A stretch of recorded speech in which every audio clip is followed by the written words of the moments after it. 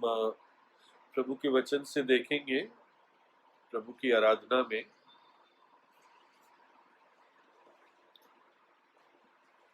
पढ़ेंगे याकूब की पत्री, उसका 2 अध्याय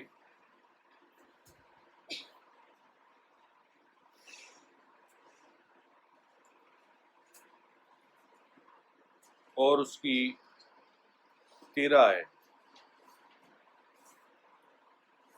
और इस प्रकार से लिखा है कि जो दया नहीं दिखाएगा उस पर बिना दया न्याय किया जाएगा, और दया न्याय के ऊपर जयवंत होती है। Mercy rejoiceth over judgment. KJV में अगेंस्ट जजमेंट लिखा है, लेकिन अर्थ है ओवर जजमेंट, कि न्याय के ऊपर दया रिजॉइस करती, दया विजयी होती। यानी परमेश्वर दया दिखाने में आनंदित होता है, न्याय करने में, जहां पर मनुष्य पर सजा आती है, जहां पर मनुष्य के प्राण की मृत्यु होती है, उससे परमेश्वर आनंदित नहीं होता। वचन में लिखा है, प्रभु दुष्ट की मौत से प्रसन्न नहीं होता। God is not pleased at the death of the wicked। पर कहता है कि वो दया करने में आनंदित होता है। He delighteth in mercy। हम पढ़ते हैं मीका की पुस्तक, उसका 7 अध्याय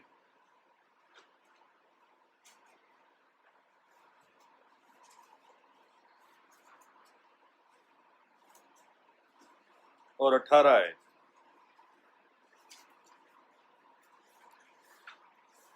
तेरे समान ऐसा परमेश्वर कहाँ है जो अधर्म को क्षमा करे और अपने निज भाग के बचे हुओं की अपराध को ढांप दे।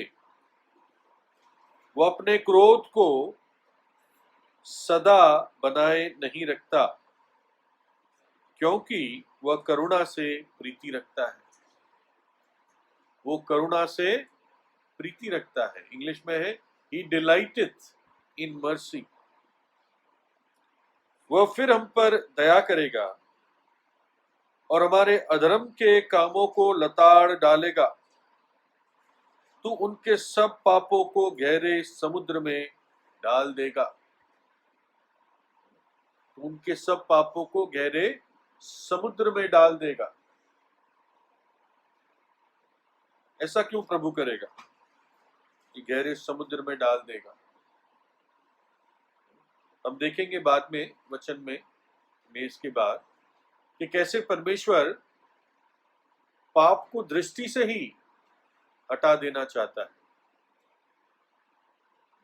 इसलिए यहाँ पे जो अर्थ दिया गया है कि गहरे समुद्र में उसकी दृष्टि से दूर प्रभु उन पापों को डाल देता है।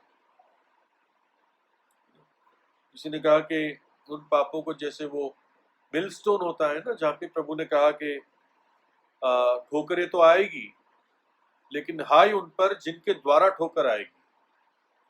भला होता कि उनके गले पर कौन सा पत्थर, मिलस्टोन, हिंदी नहीं जानता उसका, भूल गया हूं, जिससे चक्की का पत्थर उसके गले पे बांध के उसको फेंक दिया जाए समुद्र में, ताकि वापस ऊपर ना आए।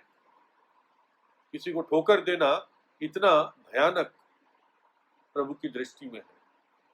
तो इस प्रकार से एक तौर से कि ये पापों को प्रभु चक्की के पत्थर में बांधकर उनको समुद्र में फेंक देगा। एक इसकी कंपैरिजन है प्रकाशित वाक्य और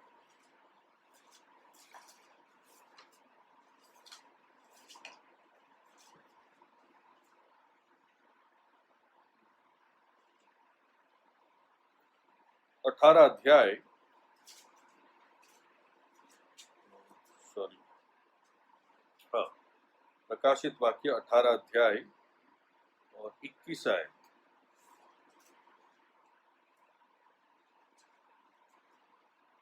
ये बाबुल के लिए लिखा है, लेकिन बाबुल भी इन सारी बातों का केंद्र है। सारी अनाज्ञाकारिता, सारे पाप, सारा परमेश्वर के विरुद्ध बलवा। फिर एक बलवान स्वर्गदूत ने बड़ी चक्की के पाट के समान एक पत्थर उठाया और ये कहकर समुद्र में फेंक दिया कि बड़ा नगर बाबुल ऐसे ही बड़े बल से गिराया जाएगा और फिर कभी उसका पता ना मिलेगा। तो प्रभु मीका में कहता है कि उनके पाप वो समुद्र में डाल देगा। और मेन कीवर्ड्स क्या है? वो दया में आनंदित होता है। He delights in mercy। और शुरुआत में हमने क्या पढ़ा? दया न्याय के ऊपर जयवंत होती है। देखो, एक दो विचार देखते हैं।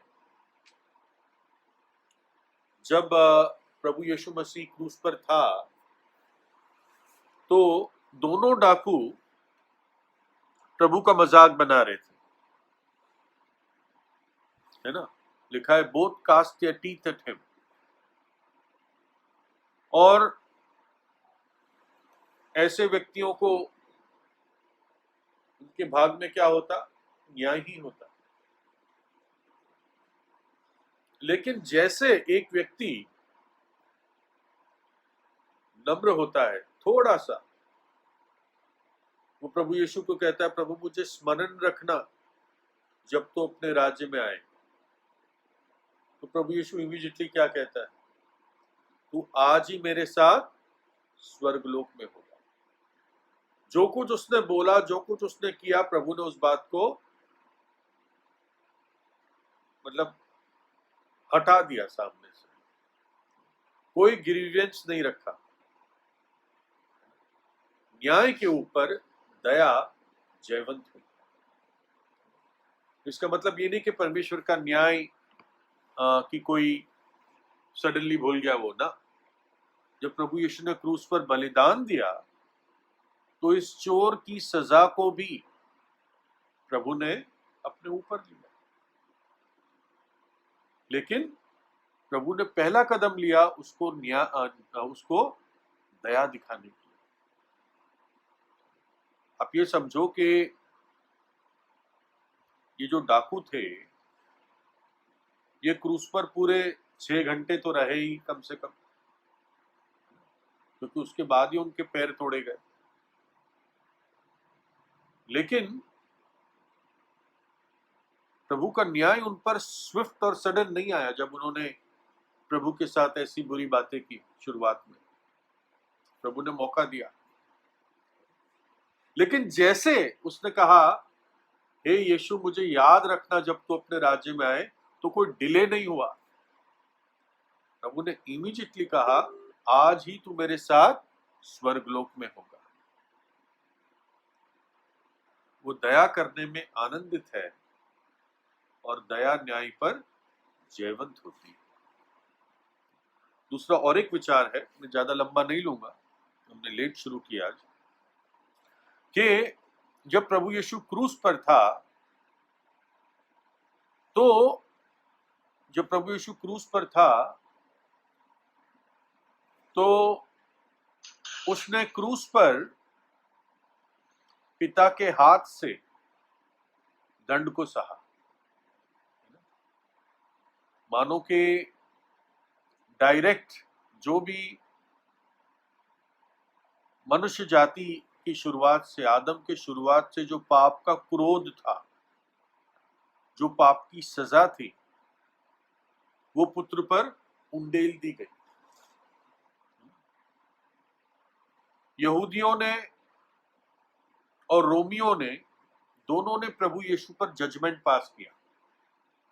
नहीं, यहूदियों ने फटाफट अपनी पार्लियामेंट बिठाई रात को ही, जबकि रात को पार्लियामेंट नहीं बैठती, और प्रभु यीशु के विरुद्ध जजमेंट पास कर दिया कि ये ब्लैस्फीमर है, निंदा करने वाला है, इसको मृत्यु दंड मिलना चाहिए। फिर उन्होंने प्रभु को पकड़ के पिलातुस के सामने ले आए सुबह सुबह, अर्ली मॉर्निंग, और कहा कि ये इसको मृत्यु दंड मिलना चाहिए, इसने अपना आप को परमेश्वर का पुत्र बनाया। पिलातुस ने जाना कि ये लोग ईर्ष्या के कारण कर रहे हैं, घपला कर रहे हैं। पिलातुस ने पूरी कोशिश की कि प्रभु यीशु को छुड़ा दे, लेकिन फिर भी उसने प्रभु को कोड़े मरवाए। रोमी कोड़े इजी नहीं होते, जब तक सोल्जर्स का पेट नहीं भर जाता वो मारते रहते हैं। तो सिंपल वर्ड्स में, यहूदी और अन्य जाति दोनों ने प्रभु यीशु पर जजमेंट पास किया। इसलिए यशायाह 53 में लिखा है कि वो ट्रांसग्रेसर्स, अपराधियों के संग गिना गया, और क्रूर मृत्यु मिली उसको, क्रूर सजा मिली। लेकिन जब पहले 3 घंटे पूरे हुए, जब मनुष्य के हाथ उसने सारा दुख उठाया, तो प्रभु यीशु के मुंह से क्या निकला? पिता, इन्हें क्षमा कर, ये नहीं जानते ये क्या कर रहे हैं। है ना? जब पतरस ने गत्समनी बाग में कान काट दिया मालकस का, जो महायाजक का सेवक था, तो प्रभु ने क्या कहा? अगर मैं अभी प्रार्थना करूं तो पिता 12 स्वर्गदूतों की सेना भेज देगा, 12। लेकिन प्रभु ने ऐसी प्रार्थना नहीं की। लेकिन क्रूस पर प्रभु ने प्रार्थना रादर ये की कि पिता, इन्हें क्षमा कर। दया न्याय पर जयवंत होती है। और एक और वर्ष पढ़ेंगे, भजन संहिता उसका 85, 85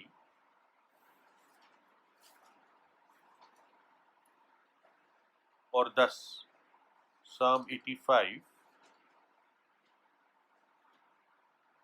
और वर्स 10 लिखा है, करुणा और सच्चाई आपस में मिल गई, धार्मिकता और मेल ने आपस में चुंबन किया है। करुणा यानी दया, इंग्लिश में दया है। करुणा और सच्चाई आपस में मिल गई।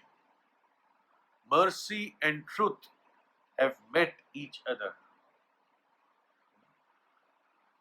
करुणा या दया कहती है पापी को क्षमा किया जाए, इस चोर को स्वर्गलोक में लाया जाए, इन दुष्टों को क्षमा किया जाए। लेकिन सच्चाई क्या कहती है? न्याय क्या कहता है? कि इस डाकू को सजा मिले। इन लोगों ने जो इस निर्दोष पवित्र व्यक्ति को क्रूस पर चढ़ाया, इन पर 12 स्वर्गदूतों की सेना छोड़ दी जाए, इनका नाश किया जाए। लेकिन क्या हुआ? ऐसा नहीं हुआ। वो न्याय पुत्र ने अपने ऊपर ले लिया, वो सजा पुत्र ने अपने ऊपर ले ली उस 3 अंधकार के घंटों में, जो 12 बजे से 3 बजे हुआ दोपहर के, ताकि परमेश्वर फ्रीली अपनी दया मनुष्य जाति को, मुझको, आपको दिखा सके। इसलिए लिखा है, करुणा और सच्चाई आपस में मिल गई है। कभी आपस में मिल नहीं सकते थे। जैसे 2 विरोधी व्यक्ति होते हैं ना, कहेंगे यार इनका आपस में कभी मेल मिलाप नहीं हो सकता। क्यों? दोनों विरोध नामातक है, अपोजिंग। लेकिन क्रूस पर ये दोनों मिल गए, करुणा और सच्चाई। प्रभु यीशु मसीह में, उसके बलिदान में करुणा और सच्चाई आपस में मिल गई। करुणा ने विजय पाई और इसलिए हमने उद्धार पाया। इसलिए हम प्रभु के चरणों पर उसको स्मरण करने के लिए आते हैं। हमें इतना बड़ा उद्धार दिया, अनंत जीवन दिया, आशा दी। अनिश्चित समयों में प्रभु ने हमें आशा दी और सबसे ऊपर उसके दोबारा आगमन की आशा दी। हम प्रभु की आराधना करते रहे और प्रभु की मेज में प्रभु को स्मरण करेंगे।